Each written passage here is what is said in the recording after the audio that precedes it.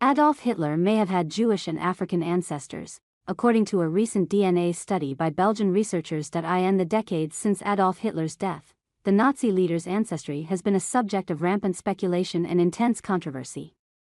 Some have suggested that his father, Alois, born to an unwed woman named Maria Schickel-Gruber, was the illegitimate child of Leopold Frankenberger, a young Jewish man whose family employed her as a maid.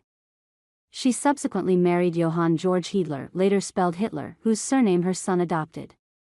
Others have claimed that Alois' biological father was also the grandfather of Hitler's mother, Clara Posel, making Adolf the product of an incestuous marriage.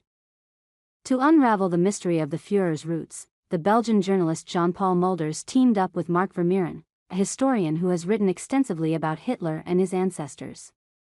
The duo collected saliva samples from 39 of the infamous dictator's living relatives, including a great-nephew, Alexander Stuart Houston, who lives in New York, and an Austrian cousin identified only as Norbert H.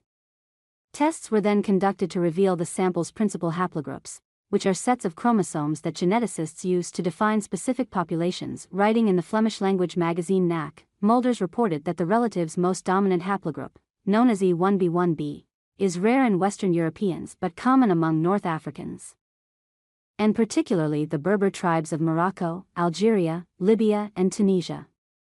It is also one of the major founding lineages of the Jewish population, present in 18 to 20% of Ashkenazi Jews and 8.6 to 30% of Sephardic Jews. In other words, Hitler's family tree may have included Jewish and African ancestors.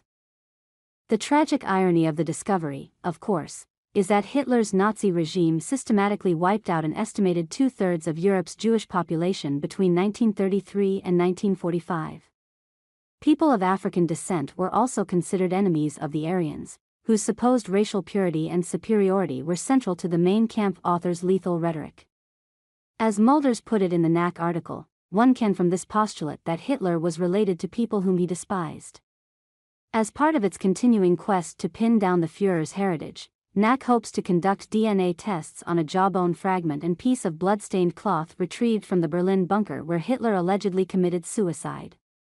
The Russian government has held these artifacts in its archives since 1948 and continues to vouch for their authenticity despite a contradictory 2009 study by American scientists. Since the publication of the Knack article on August 18, 2010, academics have been quick to point out that this does not necessarily mean the man who inspired the Holocaust was either Jewish, African, or a combination of the two.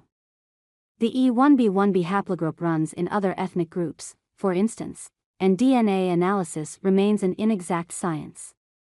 But one thing about this study's results is certain, as Ronnie Decourt, a geneticist interviewed by Knack, remarked, Hitler would not have been pleased. Feel free to leave a comment below. Thank you for following.